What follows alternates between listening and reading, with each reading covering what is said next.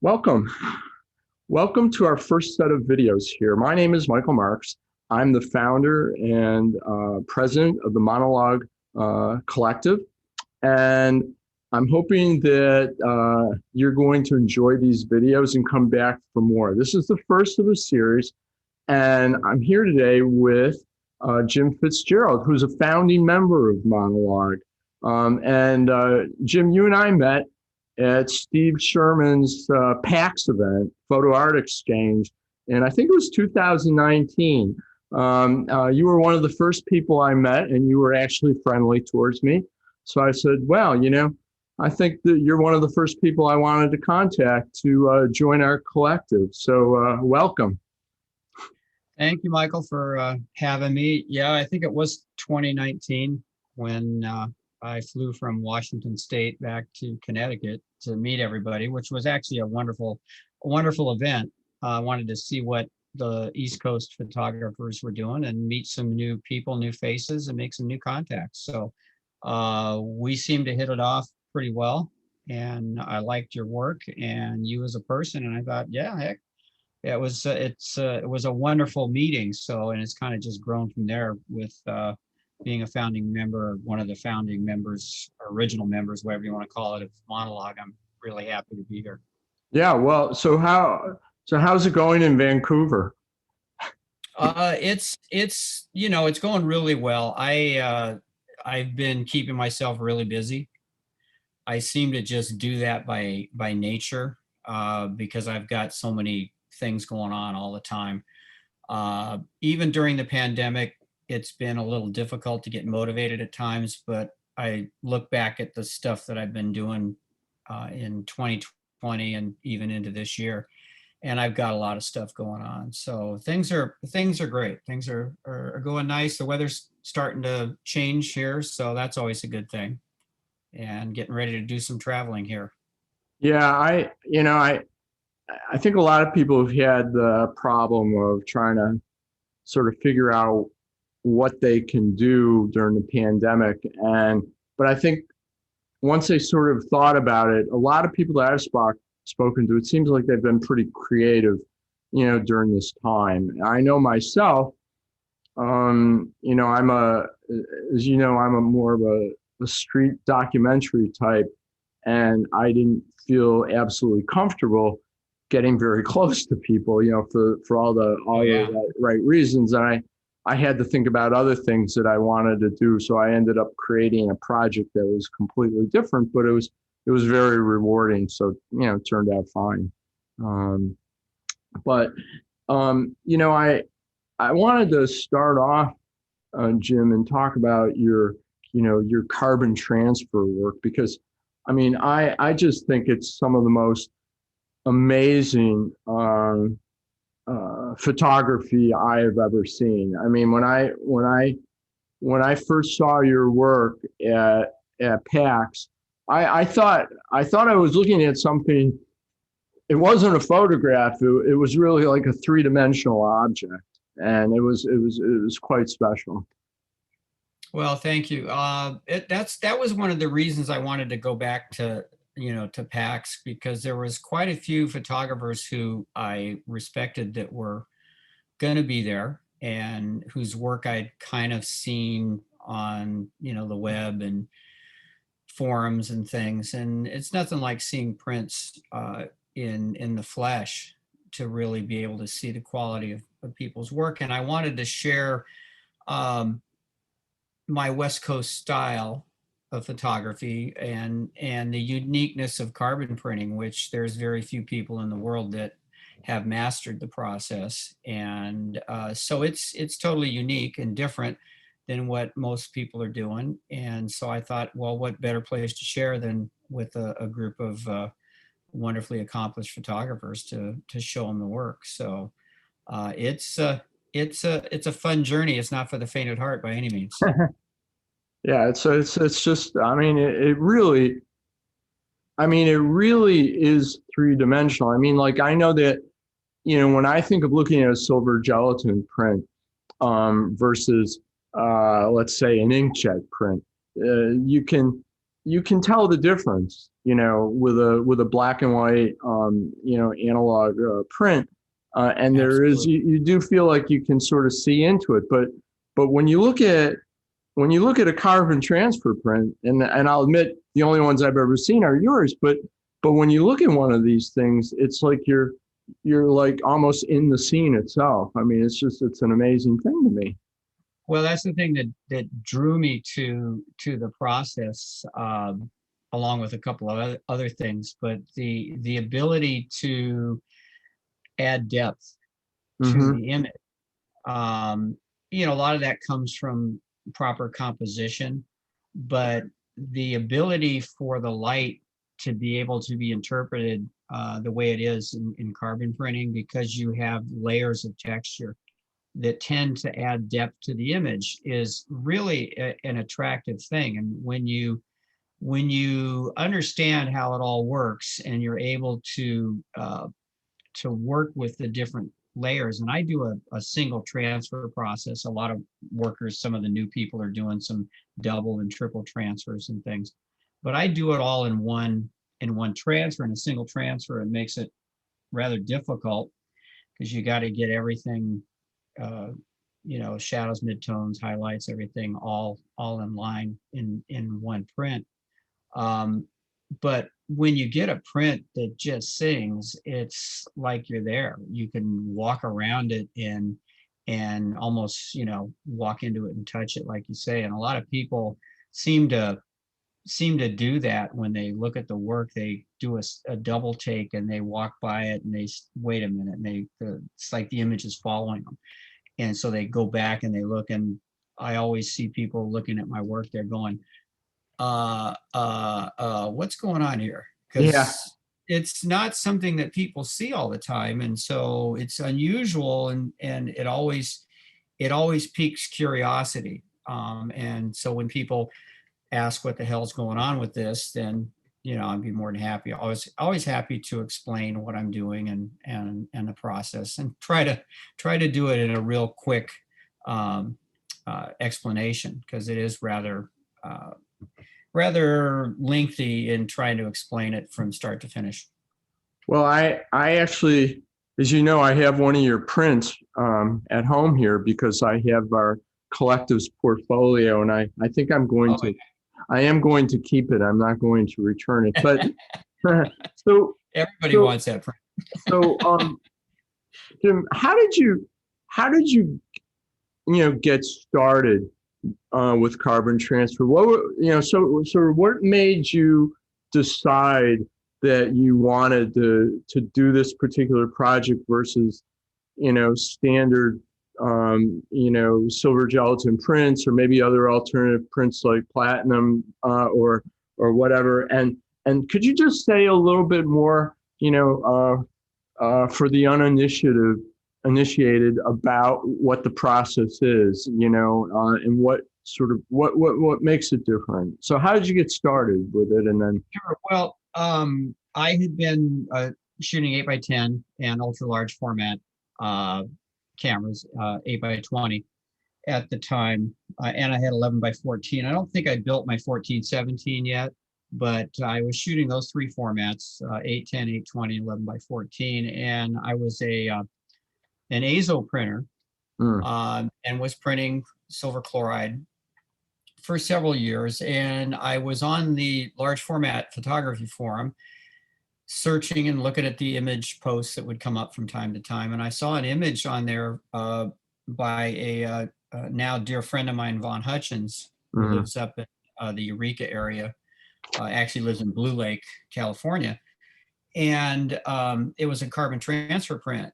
And even on the screen, there was a three-dimensional depth to it that just looked so much different than any thing else. So I sent him a message, and then I Googled carbon transfer printing and read everything I could read about it. And in February of, I think it was '07, I believe it was 2007. I can't remember the exact date. I met Vaughn Hutchins up at Yosemite National Park, and I wanted to see carbon prints I'd never seen one. You see them online, and that doesn't mean anything. Right. So he You brought can't you several. can't appreciate it Oh, online. anybody's work is so hard to view online. It doesn't matter what it is. It can be inkjet, it can be Right. cyanotype, silver gelatin, anything. It just doesn't hold up online, but it gives you an idea. And if you know the printing process, you can appreciate it so much more when you see it, up close and personal. So Vaughn and I met on the steps of the Ansel Adams Gallery in Yosemite National Park. I mean, it was just a life-changing moment for me because he pulled out these loose carbon transfer prints that were just absolutely stunning, like nothing I'd ever seen. Yeah. And I looked at probably two or three prints, and I looked at him and I said, Vaughn, I said, this is what I've been searching for and I've had in my mind my entire life. I've been looking for this my entire photographic career. And now I'm looking at it. I'm a carbon printer. Yeah. And he looked at me and just like, yeah, right. Everybody says that. So we spent a couple of days out photographing. And I shot several images, and I went back home and I had read everything I could read. I was consumed, and I went through the internet, read every post I could find, and I knew how to do the process, but I'd never seen how it was done. And so I had started making some prints, and actually the first print I made came out really nice, which was a surprise, but I had paid attention and understood how to do the process. But I took one workshop with Vaughn down in the Bay Area, San Francisco area. And as soon as I saw him go through the steps during the workshop, I was on my own. I didn't need any help, from that point. In fact, I actually helped him teach the workshop because he had, I think, 12 students. And they're all working in different sections of the process in different areas, and they didn't know what to do. So I kind of just jumped in because I knew what to do once I saw it. And I was off. And so that was, 14 years ago. And I've been printing carbon ever since. There's no other process that gives me the satisfaction like carbon transfer does. It gives me everything I've ever dreamt of. And it's a huge investment in time that a lot of people they will satisfy their curiosity, but they won't continue on because there's a lot of time involved. Expense wise, it's very inexpensive, but your time is dedicated to manufacturing materials, and there's just a lot. And if you follow the directions, you can make some beautiful print at the gate. Well, you now you said it's relatively inexpensive though. Oh yeah. And is that, maybe you could explain that? So you're not, as I understand it, you're not using regular photographic paper, which is expensive. Having just bought a couple hundred sheets, this week, the prices just keep going up and up and up. But so Well, it's okay if you compare it to, say, platinum printing. Okay, when I got into ultra large format photography, all of my photographer friends, when I lived down in California, said, "Well, Jim, you're a platinum printer." Well, that wasn't going to happen. I had two kids in college, Stanford and USC. I mean, come on, you know how much that cost? so it wasn't going to happen. And the thing with carbon printing is the substrates that you can print on. mm, You can use expired photographic paper. okay, Okay, so people would give me photographic paper that they can't use because it's expired and it's no good for a silver printer. So they just want to get rid of it. yeah, So I purchased quite a bit of paper. A lot of paper was given to me, and so really the substrate that you put the print on can be really cheap. you can print it on a variety of substrates. You can print it on Yupo, you can print it on sized watercolor paper, which can get expensive when you're buying watercolor paper. But the variety of substrates, glass, aluminum, you can put it on just about anything. So, the Just don't expired put it photo on, paper, just don't put it on black velvet, okay? Because I oh, come, black light, you know, I do have a student of mine who actually prints with a phosphorescent pigment and puts a black light on it, and the print glows in the dark. So yeah, that's pretty wild what he's doing. But he's my crazy friend, which I'm really proud of him because he's taken it to a whole new level. But so when I say it's inexpensive, is you have expired photo paper that people will give okay, you. all right. Okay. The other thing that you have is you have gelatin, water, and pigment. Okay, so gelatin, you can go to the grocery store and buy Knox gelatin, or you can buy powdered gelatin from a variety of sources, and it's not that expensive. And that's what you make a pigmented gelatin, So which is basically, you can also eat it then. yeah, Yeah, yeah. if you get hungry, you can. I get hungry, I leave the pigment out, and Right.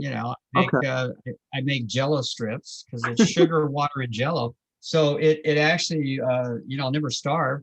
Yeah. I don't think I'll be very healthy eating that, but at least I won't starve. So that part of it, you make what we call a tissue, which is a Hmm. liquid pigmented gelatin that you pour and let it harden. Um, and that's sugar, water, gelatin, and pigment. Hmm. So that's what goes into that mixture.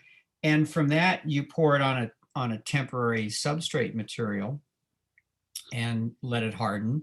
And after it dries for several days, then you sensitize it with either ammonium or potassium dichromate.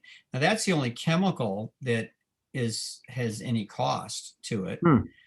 But what you use is you take a few grams of that and you make a solution that's maybe 1.5% or 3%. So you don't use a whole lot per 1,000 milliliter bottle. I mean, you're Mhm. using 30 grams per 1,000 milliliters for a 3% solution.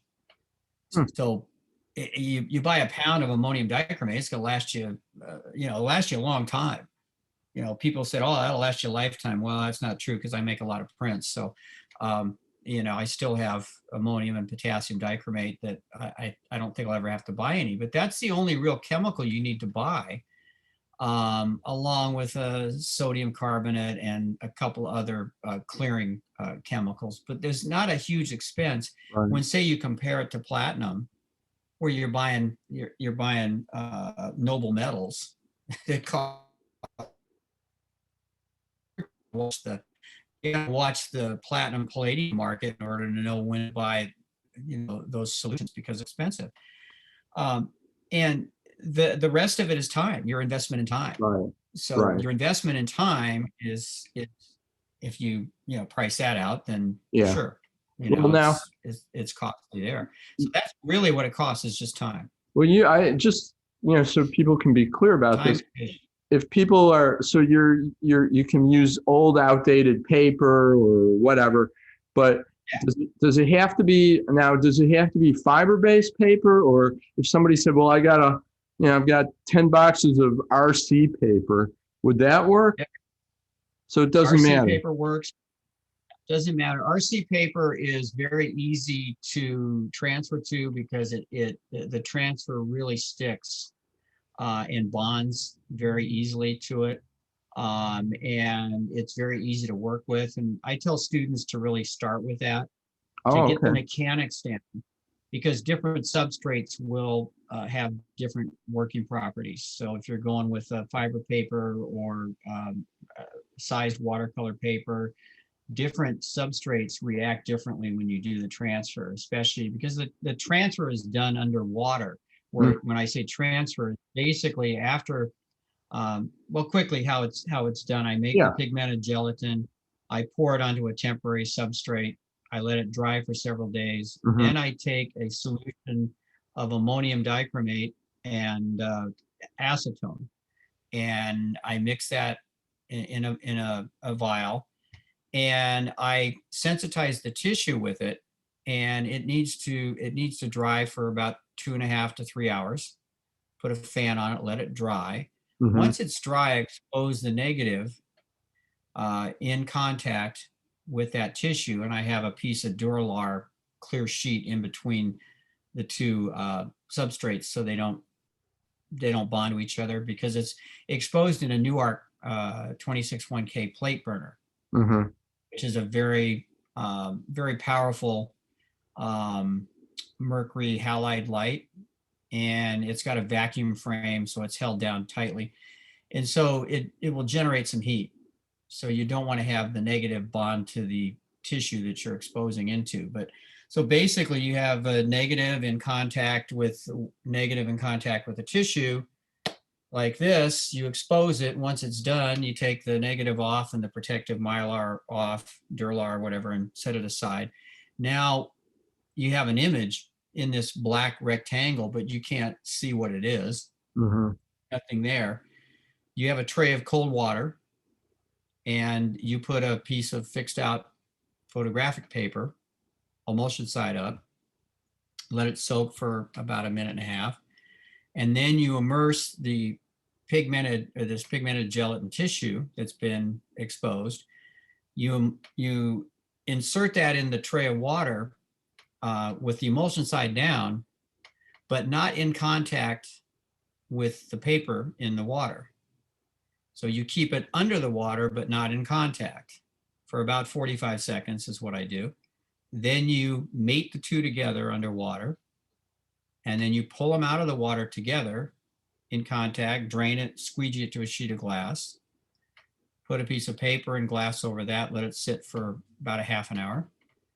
Then I remove that sandwich, and I have a new tray of hot water, about 115 to 120 degrees.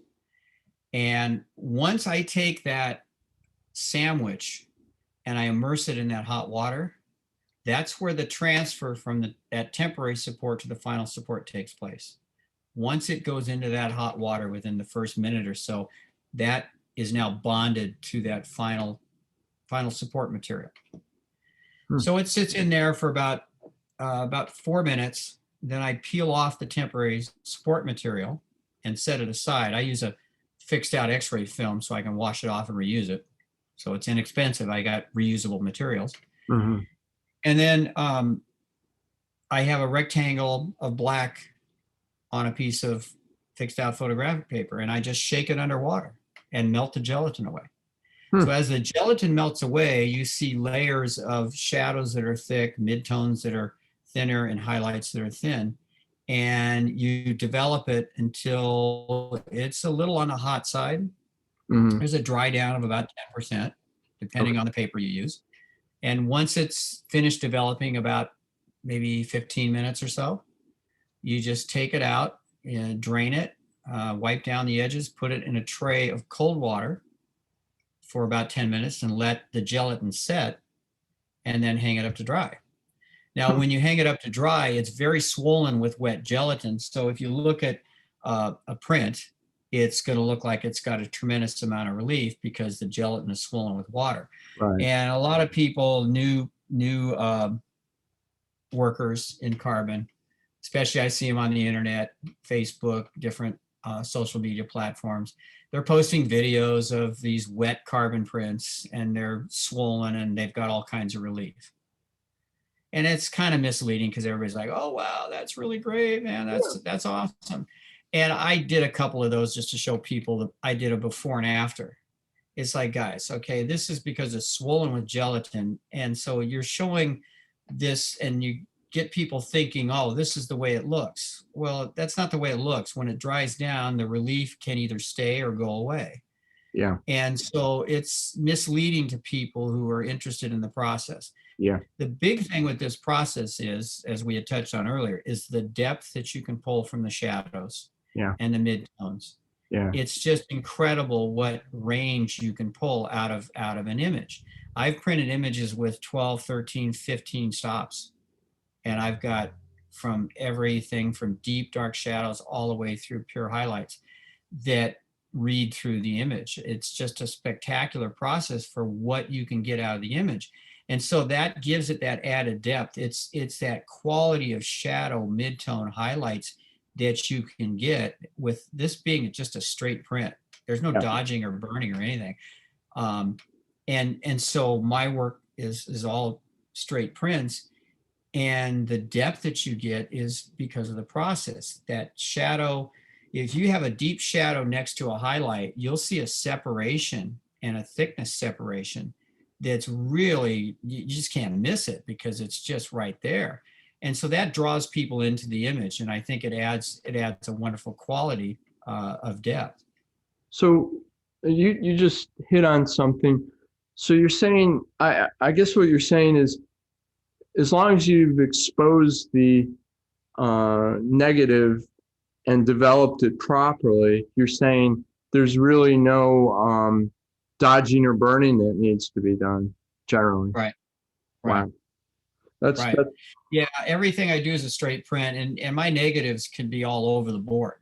hmm. So, I've got negatives that are underdeveloped, overexposed. I mean, all different, areas of screw ups, I got the image, but I messed something up, either an exposure development or something, but the image is stellar. And so as the years go on, you learn how to make the adjustments in this process to be able to make a beautiful print, Yeah. just like you would in silver or any other process. When I got a great image here, but the negative's just not right, you know what to do to get the best out of that negative. And it's the same with carbon printing. I think I need to switch to carbon printing because I screw up my negatives all the time, and I'm always, I'm spending all my time dodging and burning. But anyway, Yeah, and the other two other things that really drew me to the process is, number one was the archival quality mm, of the prints you make. So good or bad, they're going to be around forever. yeah, It's the most archival process known. So these prints will last, 10, 20 lifetimes. I mean, I'll be dead and gone and my prints will still be around. mm, And then the other thing was, at the time I took it up, like I say, a little over 14 years ago, there's not a lot of people, practicing this. yeah, There's more now with people on the internet, and people doing digital capture, digital negatives. There's quite a few more people getting involved in it and printing it and doing digital work. But how many people are doing a complete analog process with original film negatives? There's a few of us, but it's gone more towards the technology side of things. That have gotten into the technology aspect of it and what you need to do to make the negatives and everything. And they've standardized their work yeah, to a point of where they can go in and print everything with one tissue formula, one sensitizer, one paper, everything. And they just go and they print and they print and they print. Now, to me, the soul of the image is in the negative. yeah, It's not in something I take into a computer program and adjust right, to make it optimal for all the tones to work it out through a step wedge that goes 31 stops and every tone falls into place. That's, to me, is wonderful if you're a scientist and you want absolute perfection in the prints that you produce. And I've seen a lot of prints that way. They're beautiful, they're gorgeous. But for my work, the soul of my image is captured in that moment. And when I make that print, that's a wonderful moment for me, because I'm actually finally getting my voice heard in what I felt at that moment when I captured the work. And people have commented on the work saying that, God, there's just something about it that's different. yeah, And they have a hard time, explaining it. And yeah, it's me. It's the love of what I do. I love the trees and the nature that I photograph in my local area here. It's the trees are the thing that just draw me more so than any other subject Hmm. matter, and it comes across when I print them. Well, now you talked about, you talked about some of the formats that you use, but let's talk about that a little bit. And we're talking about contact prints here, obviously Sure. Yeah. at Yeah. these sizes. But how do you so you mentioned what 8x10, what 8x20, Yeah. and you also do what 11x14. Correct. And so how do you determine what format you're going to use, for which picture you're going to take? Well, a lot of it now as I've gotten older, because I'm 70 now, so it's harder to keep myself in shape. So if I'm going to go any distance, then the 8x10, Hmm. goes with me, because that's kind of my point and shoot. Um, People kind of laugh at that, but it's the reality of it. When you go from 14-17 down to an 8x10, it's like you just pick the thing up and it's a piece of cake to work with. And I've eliminated a lot of gear, and so that's my go-to camera. I shoot probably more 8x10 than anything because it's easy and fast for me to set up. Hmm. Um, there are certain locations that I absolutely love shooting panoramic images. Yeah. And so when I go to those areas, I know I'm going to shoot a certain amount of 8x20. I have an 11x14 camera, but it's actually in the studio now because I sold to my one of my good friends my 11x14 field camera, because I had a dilemma of trying to decide if I liked 11x14 or 14x17. And so what my determination was is when I saw the prints on the wall, the 14-17 had so much more presence than the 11x14 Hmm. that I just like that larger size. And that's as large as I'll go because it's functionally and the expense of film and everything came into play. And 14-17 is just a wonderful format. And it gives me just a beautiful image size. It's more difficult to get more keepers in that size than with my 8x10 for some reason. So it just depends on the area I'm going and how far I'm going to travel from my car. Have you ever used this with 4x5 at all? I asked that question because I several years ago I went to see an exhibit of Minor White's photography. Now I'm trying to remember which museum it was, but I saw this and they were all 4x5. This particular exhibit was all 4x5 contact prints. They were portraits of I guess friends and acquaintances that he had that were made in um, like national parks and things like that. And they were little jewels, Yeah. and, Oh yeah. and I can't even imagine how beautiful a 4x5 contact print, carbon transfer print would be. Oh yeah. Yeah. When I started, everybody said, well, you should start out with 4x5 contact prints to get, a handle on the mechanics. Yeah. Well, I'm like, well, why would I do that when I don't have a 4x5? Mm. Smallest size I shoot's 8x10. I'm starting with 8x10, So, Yeah. so, but I have taught workshops. I taught a workshop in Pasadena many years ago. I'd been carbon printing maybe a couple years at that point, 2-3 years.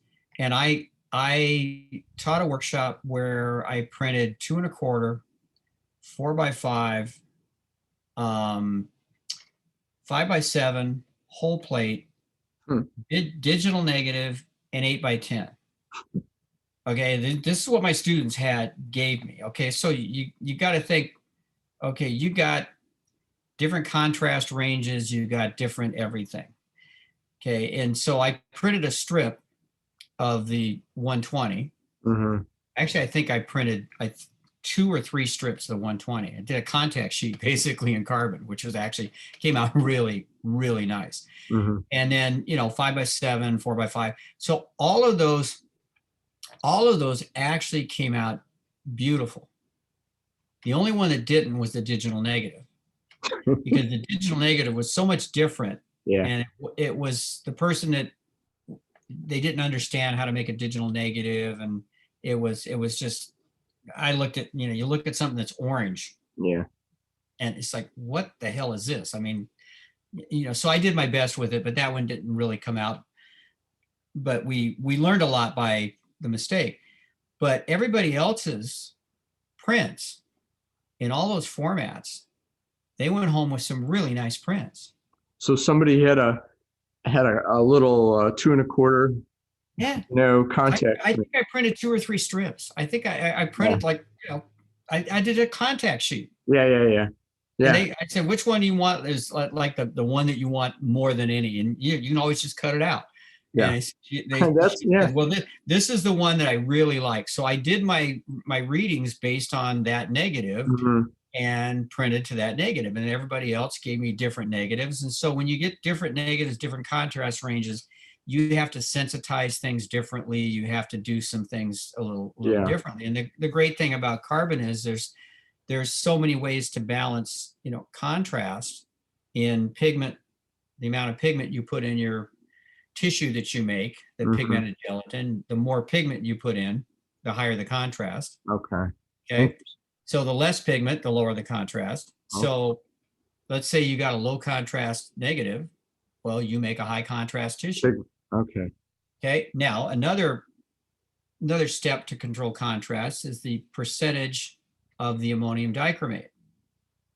Okay. So a low contrast sensitizer is a high contrast. A low percentage sensitizer is high contrast. Mm-hmm. So if I've got 0.5% dichromate, that's high contrast. If I got 8%, that's low contrast. So you just have to work back and forth and find the balance for that particular negative. Yeah. Then on top of that, you have your final substrate is all different. How many different tones of white are there? Mm-hmm. So you got a warm white. If you got something that's got a little too much contrast, mm-hmm. you pull it down with a paper that you print on, and so you can kind of like split grades. Okay. By using different papers, and and so it's just finding a balance of how you do things, and I can print just about any negative, based on understanding those parameters and how they all work together. And it may take a print. I'll generally do my best guess on a new image, and I'll look at it and, okay, what is this going to need? Okay, I don't really have the tissue that I need for this, but if I reduce my sensitizer down, maybe I'll get the contrast up where it's got to be. And after I make that one print, then I know for sure what I got to do to make the final print. Now I mean, it's fascinating. You mentioned, how that you're drawn to trees near where you live, but are there other types of subject matter that you feel drawn to, either because of it's just something that you like, or it's also lends itself in particular to the carbon transfer process? Because you mentioned how when you saw those first carbon prints and you said, wow, this is what I want to do. And, there's a lot of people that can make exquisite prints of incredibly boring subject matter. We've all seen it. Now, yours fortunately don't fall into that category, but I mean, I think I got some that'll fall into that category. So, but I mean, are there particular subjects that you're drawn to? Well, because I grew up in Southern California, and early on in my life, my parents took my brother and I to camping as often as they could. We went to Yosemite quite often because my dad loved it, and so that was naturally drawn to that. And early on when in my photography, I was living close to the ocean. Hmm. I would go down to areas where rocks along the ocean and everything.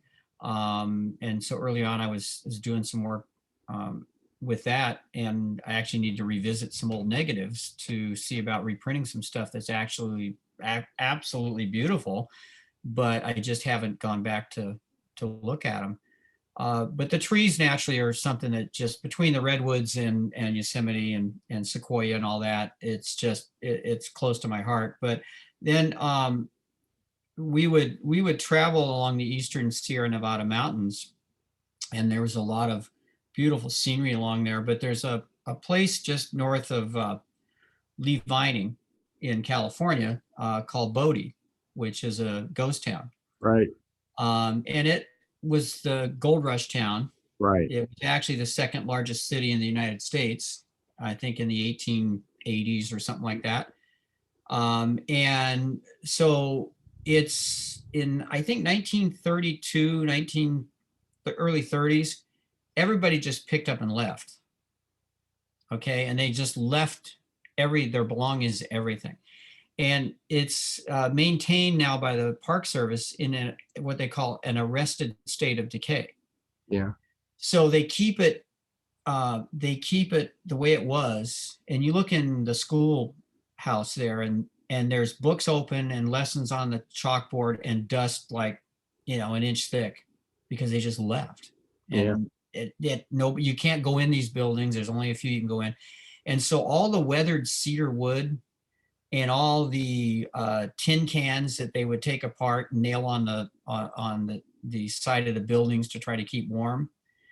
It was an old gold. It's a gold mining town. There's still gold in the mountains there, but there's so much cyanide in there they won't let people go anywhere near it.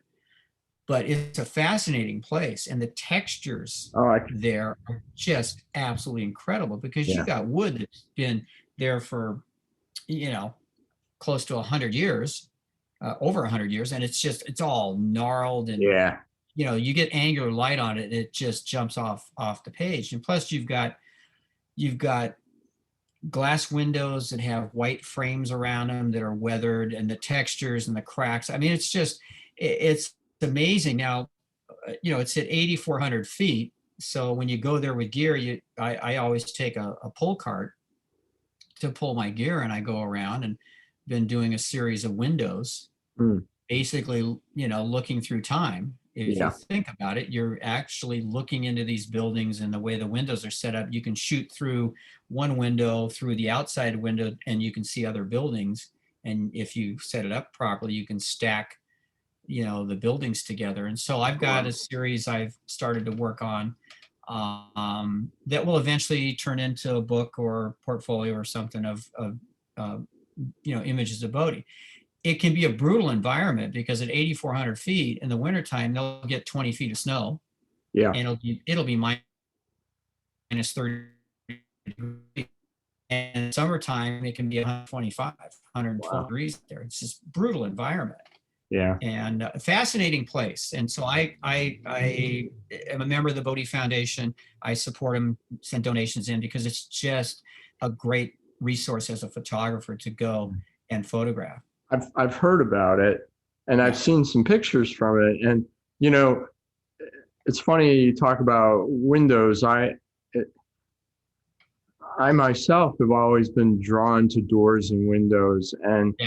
even though it's not what I normally take pictures of or make photographs of, but that particular subset, I have sort of a lifelong project. I'm just a complete sucker for when I see those things. But Me too. you mentioned but I know in particular you've focused on black oaks, in Yosemite. That's sort of an ongoing project for you, right? Yeah, that started in 2007, and that's probably the dearest thing to my heart Yeah. is I had gone up there on a solo trip, and the great thing about Yosemite early on, it's gotten so much different now. I used to camp at a place called Camp 4, which was right at the base of a trail that went up to the top of Yosemite Falls. You could camp there for $5 a night in Yosemite Valley for $5 a night. Now, pitch your tent, and it's just, I mean, it's just heaven. You got to carry everything in because you park in a main parking lot and you carry everything in.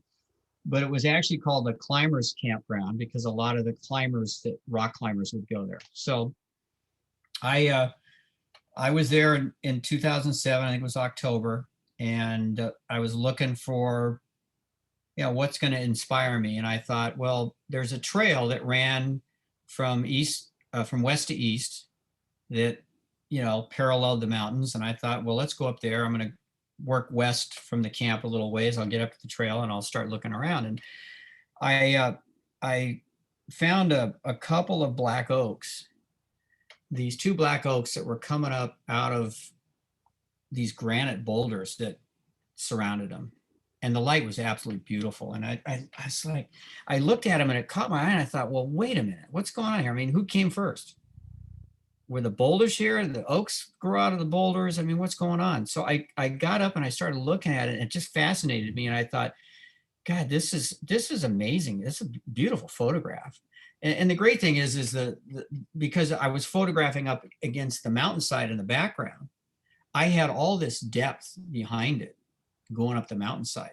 So I photographed those two black oaks and I started thinking, well, gosh, this is the side of the mountain that gets the most sun.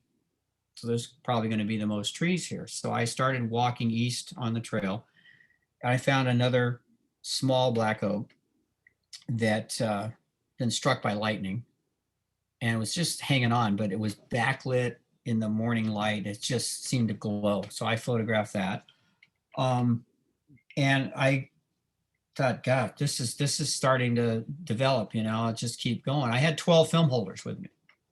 So I was walking along the trail and I'm looking around, and most people when on the trails, they're going from point A to point B. They're just like going there for years and they don't even look what's going on around them. And so I came around this giant boulder and there's this beautiful black oak up on top of solid granite. And it's just looking down at me and looking down at everybody. And it's the print that you have called Eye of the Oak. And that I have a special connection with that tree. I went there one year and was getting set up to photograph it. And, I was just into trying to photograph it again.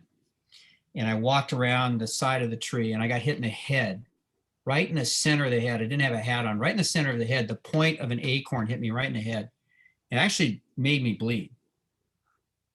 And it knocked some sense into me because I did not say hello to my tree. So I went up and I said, God, I am really sorry. I gave it a hug and I said, look, that'll never happen again. And I go there, every time I go there, I go to that tree and spend time with it, photograph it. But the first image I took of that tree is the best image I've ever taken. I mean, it's a beautiful image. In all the years. And it's my best-selling image. Like I said, I'm going to keep it. Okay. People know that image. That's fine. It's all good. Yeah. So I just kept working east from there. And yeah. I shot a dozen sheets of film. I had no idea where I was when I was done. I had hiked probably 2.5, almost 3 miles. I had no idea what time it was. I had no idea. I finally finished. I had no film left and I stopped and I looked and I'm like, wow, okay, I'm almost at Mirror Lake. This is the road back to where the bus stop is. How did I get here? Mm-hmm. I really didn't know how I got there because I was so involved in what I was seeing that time, space, everything just floated away. And so that was the best photographic day I've ever had in my life because out of those 12 sheets of film, I had 8 keepers. Wow. It's a pretty good hit rate. That's phenomenal when you think about, shooting 8 by 10. Well, fast forward about 11 years. In 2018, I published the only book of its kind in the world, which is a handmade carbon transfer book with original carbon transfer prints and original carbon transfer text into a handmade fine art, fine press edition called Survivors One. And it was the only way I could produce the book, and the writings that I included in about each plate that I had produced were about that day that I spent and the journey from, the first setup all the way to plate number 8. And then about the book and the process and everything. And then here just, here about a month ago, I got accepted into the Yosemite Renaissance competition with that book. So the book will be on display at the Yosemite Museum. The opening there is October 22nd.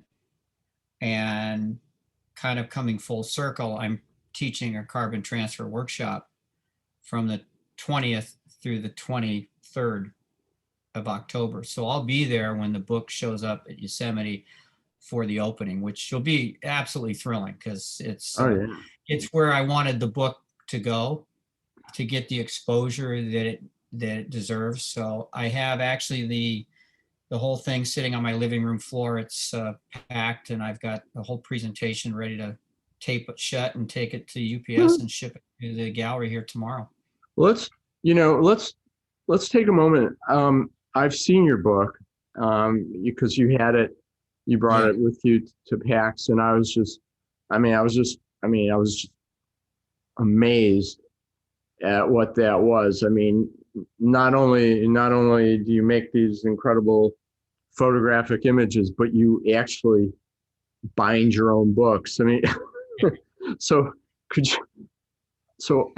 talk about that for a moment. Well, it all evolved around the what I ended up calling Survivors One, because all these black oaks are true survivors. Mm-hmm. They're fighting for their space in the park because they've invaded, but then there's been invasive species coming in over the years that when the Native Americans were in the park, they took care of controlling the invasive species because the acorns were their food. So they did control burns. They got rid of the invasive species. And as the years have gone on, it's gotten harder and harder for the oaks to survive. So I wanted to document these trees, not only because of the environment that they live in, but also Mother Nature in its freeze-thaw cycles can knock some of these trees down. Some of them are in runoff areas. So I wanted to make sure that there was a historical record of this. And plus it was an emotional journey for me as well. So it served a couple of purposes. But I had seen a couple of my prints in View Camera magazine, a few other magazines that I'd been published in. And I didn't want my name associated with it. The prints were green. They looked horrendous because you can't interpret the print when you put it into a publication. It just doesn't come out right. Yeah. Rarely have I seen anybody that's done anything where the print looks good. And I knew that to present this work, I had to find a different way. Mm-hmm. And I met a guy who was a photographer, and he had hooked up with some bookbinders and produced a book of alternative process prints with original work. And I met him up in Bellingham, Washington. And, I was talking to him and asked him questions and everything. And it, sparked my curiosity. I saw the layout and how it was done. I asked a lot of pertinent questions of how do you do this, how do you do that? So I started doing research. I'm very, if I am interested in something, I'm going to research the hell out of it to find out how the heck you can do it. And so I became consumed with how can I produce this idea I've had from day one to present this work in a finished, product. So I learned how to bookbind. Mm-hmm. I hooked up with this guy named Sage Reynolds, who's from New York. and he's been a bookbinder for 30 years. Well, I didn't go to New York. I found him on YouTube. Yeah.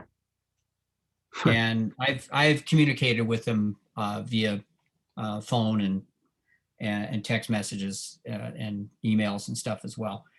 But for some specific questions, but he got out of bookbinding and started going into jewelry and metalwork. But his bookbinding techniques and instructions were so thorough and so easy to understand that I just kept watching him and watching him and watching him. And even now, when I bind a book, I'll go back and watch his videos of how you do certain techniques. And I learned how to do it and research the materials and the papers and all the steps. It took several months, to figure that out.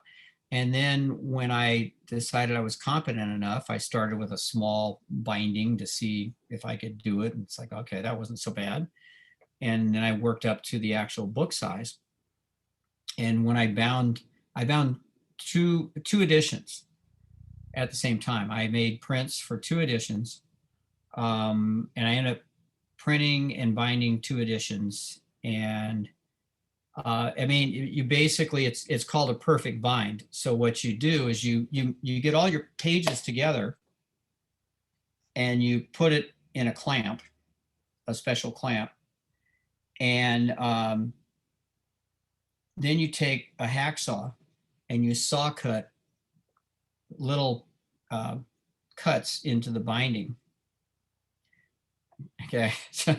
And then you put this glue on it and you put this cord in it, and you put some mull on it and you put all this stuff on it, you glue it all together. And okay. And then you go to the next step. And when I got to that part done, I thought to myself, did I check the orientation of all the pages? And if not, I mean, you're screwed at that point. You basically toss the thing and you start over. I went through and everything was perfect. Everything was in the right order and everything. So you go on, I researched, I found a beautiful handmade walnut cover paper. And that, it just, because I make all my cameras out of walnut, it just fit the whole profile, for me. And so I managed to get 2 copies done. And I never forget it. I had, my wife and I were in the kitchen, and I've got a kitchen island, granite island. And I brought the books out and I set them on the counter. And I thought, well, not only do I have 1, I have 2. And I said, honey, I've got 2 copies. And we started looking through them. And she's just like, was speechless. And I just looked at it. And at that moment, I realized that dream I had 11 years earlier that was coming to fruition, there it was right in front of my eyes. I'm holding it. And I lost it. I mean, I was crying like a baby because the piece was just huge, because it was so important part of my life that I was able to get this and now have it finished. It was like, okay, this is what I dreamt. I never thought I'd ever be able to accomplish, and I had accomplished it. So it was like, wow.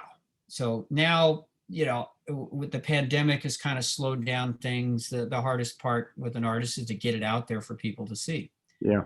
That's why I'm really excited about this Yosemite Renaissance, because it's going to 3 other museums in the Central Valley of California. So it'll get some exposure, and so we'll see, if I can get it into a collector's hands, maybe somebody can see it and get it to museums somewhere. It needs to be somewhere it's going to be held in a collection for people to view, is the ultimate goal. And then, hopefully when, and if I sell, one of the copies, I've been donating to the Yosemite Conservancy for years. Whenever I sell one of my prints of the oaks and everything, I donate to the Yosemite Conservancy. And I've sent them, fortunately, a decent amount of money over the years to help protect, the park and, for future generations. So, so that book just because I wanted to do it that way, to present it that way, I had to learn how to do it. And Yeah. so people say, well, no, no, you know, you got to hire people. And, you know, I know people that are bookbinders, and I mean, they could definitely do better than me, but I showed I was at Photo LA last year, I think it was, or 2019, whenever it was. Um, and there was a book publisher there who was kind of the guy everybody aspires to be. Yeah. Came over to the booth that I was sharing, and he's looking at the book. And I didn't know who he was. I never met him. And he introduced himself, and I remember the name. And the guy I was sharing the booth with was a book publisher, and so he was tied up with somebody else. And the guy looked through the book, and he was asking me questions. So I knew he knew what he was talking about. Yeah. Asked me how I found it, and, you know, did you do all? I said I did all the work myself and all the imagery and everything. And he looked at me afterwards, looking through it, and he said, you know what, this is some of the finest work I've ever seen. I was like, wow, thank you very much. That Hmm. means a lot. Thank you. And so he went off, and my friend who was finishing up with the client he was talking to, he comes over and he goes, Jim, was that so and so? And I said, yeah, that's the name. And he looks at me and he goes, you know who that is? I said, no. So he told me who it was, and it's like, that's who every book publisher wants to be, is that guy. Yeah. I said, really? He said, what did he say about your book? And I told him. He said, are you kidding? He said, that's a home run. I That's said, well, yeah, that's a home run, but hell, you should have bought it then. yeah. Yeah. Right. But so it gave me reinforcement Yeah. about the fact that, okay, you know, because I never bound a book before. I didn't know it was any good or not. So, you know, I don't know what the word I'm looking for. It's you know, he Well, reinforced he my, inspired you. Yeah. Yeah. Right. yeah, my feeling that I was doing it right. Right. Well, So yeah. No, go ahead. well, it leads me to the thing that where people say they can't do something because Right. they don't have this or they don't have that. You know, I mean, I've developed my film in bathrooms Yeah. for the majority of my career. The bookbinding, you know, became something I wanted to do because I was passionate to present this project and learn how to do it. Yeah. And I'm a control freak, because if somebody else puts their hands on it, they put their idea and they want to pull their idea away from what your idea is, and you've got that conflict going on. And Mhm. I thought, I can do all of this. I know how to do all of this. So why Yeah. do I need to incorporate, you know, anybody else into working on the, you know, the finished product? Well, Now, in order to get the production that I'd need to do, yeah, it's probably wise to, you know, bring a company on like that. But quite yeah. frankly, I can't afford it. Well, you I mean, there's a pattern here, obviously, that you decide that you want to do something, you learn how to do it, and you master that, that being the carbon printing. Then you decide you want to learn how to make books, you do that. And then I guess the final thing I wanted to ask you Yeah. about is, I know you touched on this. You not only that, you make your own cameras. You're just, you're a regular guy, right? So you make your own cameras. So Yeah. um so, so how's that going? And what have you made? Well, I've built 10 cameras so far. Yeah. Okay. Um, I had early on in my career, I had a Seneca improved 8x10, kind of like a Kodak 2D. Yeah. And I had seen some 8x20 images online. I thought, wow, that's a beautiful format. I'd love to have an 8x20, but I can't afford to buy one. Hell. So I figured, well, I've got woodworking skills. I've always loved to work with wood, but you know, I don't really have any decent amount of tools at that time. I was separated from my wife and living on my own, and you know, was kind of depressed, you know, because things were just falling apart, and and I needed something to, you know, keep me going. And so I started doing research on 8x20 cameras, and I found Corona 8x20 camera pictures. Mm-hmm. I thought, well, I got an 8x10 here, so just upscale it. Right. Okay, just got to make it wider. So how hard is that? So in building a camera, you got to start with How hard, a how film hard can holder. that be? Sure. Well, I was living in a one-bedroom apartment at the time, so I didn't think that far ahead. So it took me 18 months to build a camera by hand. And the reason that started is because I was on one of the forums, I think it was APUG at the time, about, how hard is it to build a camera, blah, blah, blah. And some guy on there just gave me a whole bunch of grief saying, you need to have a lathe and tools and all this. You can't build a camera. And it's like, wait a minute. What do you mean I can't build a camera? It's just, no, you can't do it because you don't have this and don't have that. And I was like, well, that's the wrong thing to say to me. Yeah. So it took me, basically I had a dovetail saw, a drill, a Dremel, a palm sander, and a couple other miscellaneous hand tools. And I built the camera with nothing but that. Hmm. And so I'd come home from work and I'd sand wood for 4 hours. I'm living by myself in a cheesy one-bedroom apartment, and I'm sitting there in the little dining area sanding wood and I vacuum it up when I'm done. It was my life at that point in time. And I'm making carbon prints at the same time. So I was a happy camper. So 18 months go by, I finished the camera and I made some beautiful 8x20s and I posted a print online. And the guy was still an APUG member and he saw I posted pictures of the camera and everything and the tools that I used and everything and a finished print and everything. The guy sent me a private message. I forget his name. Sent me a private message. He said, Jim, I got to apologize to you because I said you can't do that. He remembered with, out having a shop and everything. He says, man, I stand corrected. My hat's off to you because that is just amazing.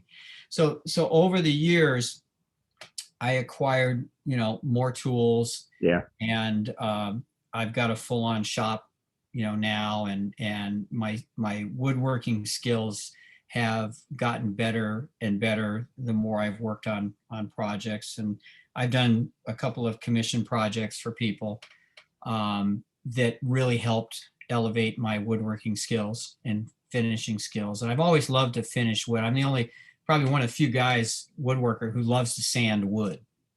How many people, love to sand wood? I love to sand wood by hand. Mm. I can hand sand for hours. And I just hand sand it because you get into, it's like a Zen moment where you just become one with the wood and everything just floats away. All your troubles are gone because you're into the wood. Hmm. I don't know whether it's because I did drugs when I was young, but maybe that's something that's kind of coming back into it. But it was really a wonderful experience to just sand the wood because then the finished product comes out just absolutely incredible. And so I just learned how to build these cameras by finding light that I knew were logical to build. If I could see the picture, I could build it. And having the 8x10 led me to the 8x20 that led me to an 11x14 because I had a 4x5 at the time, which was a Zone 6 4x5. So I copied that style when I built the 11x14. I made like a Zone 6 4x5 because I had the example there. I could take it apart. Yeah. So long as I was able to see it, I could build it. So then I went, and built a tailboard 1417 first, and then I built another 1417 that was an aluminum framed, covered in walnut. That was actually a horizontal 20x24 camera that because I got a free bellows. Mm-hmm. And so it went on and on. I had a friend wanting me to build a 14x17 camera for him just about 3 months before I was moving out of California up to Vancouver, Washington, where I live now. I built that for him. And then my 1417 that I would take out in the field was 31 pounds. Hmm. And it was just getting to be a bit much to carry that thing. So I thought, okay, I love the format. I gotta reduce the weight. So here, a couple of years ago, I built a 21 pound 14-17 camera. Wow, that's a big It's difference. absolutely a joy to work with. Solid, rigid, man. It's just a great camera. And then I redid my 8x20, um, did some upgrading and design changes on it, and then I built um, I've done repair work for people that have sent me things to fix. And I had a friend that bought a beat up ebony SW810, Yeah. sent it to me unbeknownst to me. He said, "Hey, I'm sending you this camera." I'm like, "Wait a minute." And I built the 8x10 back for it because it was missing the back. And so I matched the wood and the finish and everything and did a restoration. And when I did that, looking at how that camera worked, I fell in love with it. So I took it apart, photographed it, made some scale drawings, tracings of pieces that were just something I'd never seen before. And so I ended up building one of those for myself out of walnut. I have one on the bench right now that I'm building out of cherry, and I've got, or excuse me, out of mahogany. I've got two on the bench that are cut, the wood's cut for cherry, and one more that I'm going to do out of walnut. So We're it's gonna. just, It's amazing. We're gonna have to do an episode just on that. So just to you've now you've got a show that's coming up, right? yeah. Um, Oh yeah. uh, Yeah. It's really been this last couple of weeks have been crazy for me because I have a solo show coming up at the Lightbox Photographic Gallery in Astoria, Oregon. And and so I was out there. I brought all my work out there here. When was it? Friday. We went out to deliver all the work. So I have eight by 20 images and 13 8x10 carbon prints that will be hung on the wall, along with the debut to the public of the second book that I created, which is called A Banquet of Light. hmm, And it's shot in Rockefeller Forest in the Humboldt Redwoods. And Rockefeller Forest has, and the Humboldt Redwoods have the largest old growth redwoods in the world, the largest amount. And in Rockefeller Forest, they have more 350-foot tall trees than anywhere else in the world. hmm. And I've been shooting in there, for years. And so the book that I created has never ever been attempted by anybody, What a and I was surprise! able to pull it off. And so this book is rather massive. So when you open this book, it's 15 and a half inches tall by 52 inches wide. Oh my And it has God! original 8x20 carbon transfer prints in it, Hmm. along with original carbon transfer text. So in a special a mate bark paper that's been processed by the Atatami artisans in Mexico for over 3,000 years. They've been making this paper. So I researched the paper. The paper has a texture like redwood bark. It's Oh my God! really a wonderful work of art. So it's going to be on display for 3 months out at the gallery. Okay. And along with the work on the walls. So that opens on the 13th of this month. And so it's going to be a limited amount of people to come into the gallery Right. with face masks and everything. So my wife and I are going to go out on the opening. It's only from 11 to 4. Hmm. So limited gallery hours. You can't do the openings like we used to do. And then every other weekend, I'm going to be out there. So if people want to come out and have me show the book, I'll be there to show the book. I mean, the book is truly, both books are truly one of a kind because Yeah. nobody's ever presented or printed in this way. If you think about all the pages in the book are printed underwater. Everything is printed underwater and then it's bound. So who does that? So it's pretty unique, I Yeah, guess. I can only So, imagine. artists are a little crazy, but I think I'm at the top of the list. I think you So, are, so but this book is just I guess uh, it's a word I'm looking for. It's my well, it's a labor of love, oh right? yeah, it's just this forest is just.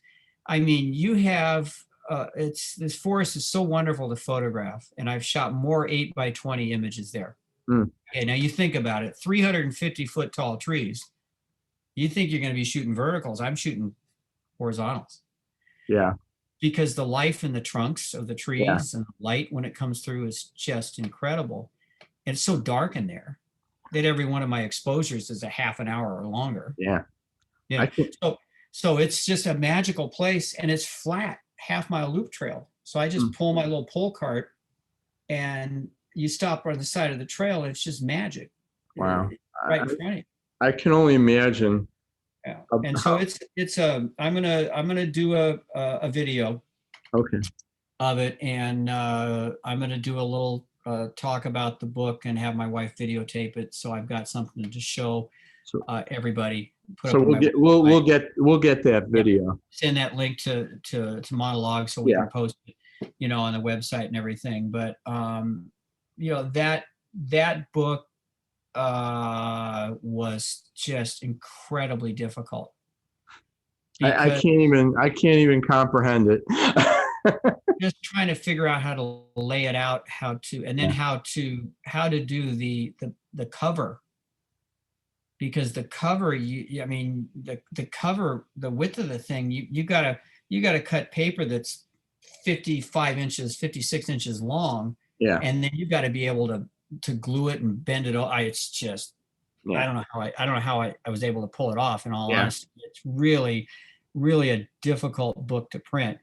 And so, it's the books are all geared towards that fine art collector yeah, market. yeah. And in 2022, I have an application into a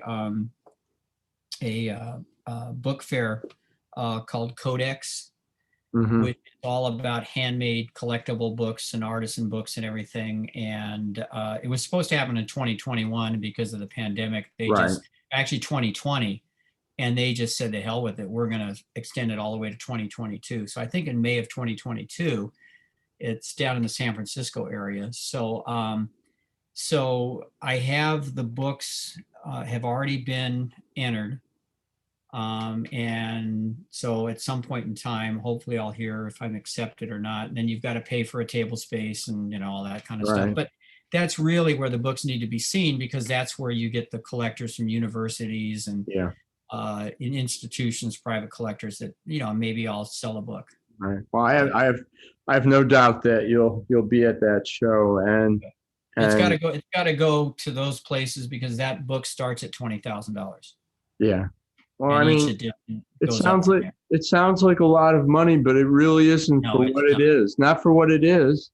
I mean, It, all the time that goes in it, the materials, everything. It's just, it's probably underpriced. yeah. And if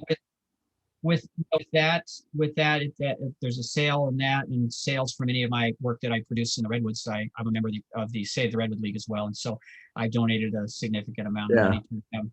Yeah. And if something happens and I don't sell, all the editions, there's going to be 5 editions, and one of the editions I've already got set in my will to go to Save the Redwood League, so Hmm. they'll eventually get a Well, copy. maybe you could put it in your will for me or something, but Honestly, I don't know what I'm going to do with all the work when that time comes. There's a lot of stuff that well, I'm my kids will they're artists as well. They well, understand the uniqueness of I the work. think that more people need to know about what you're doing, and I think that's not going to end up being a problem. And I mean, I'm very excited, that you're part of our collective, and I think that um, you know, I, I was really excited that the first video that we were going to do, was together with you, Jim, because you're Oh, quite that's nice. Thank you. you're quite a unique person, and all the things you're doing are incredibly special. And I I think that, if people want to see your work, first of all, they should go to the Monalog Collective's website, and check that out, and then from there they can find you at other places. So, Absolutely. Jim, I'd like to thank you for taking the time. This was a lot of fun, and Oh, and it's always fun getting together, Michael. yeah, and I want to thank everybody for taking the time to watch this video, and everyone stay safe, and we'll hope to see everybody soon. Jim, you take care, Absolutely. okay? Michael, thank you, and look forward to seeing you again. All right, stay well. Okay, take care. All right.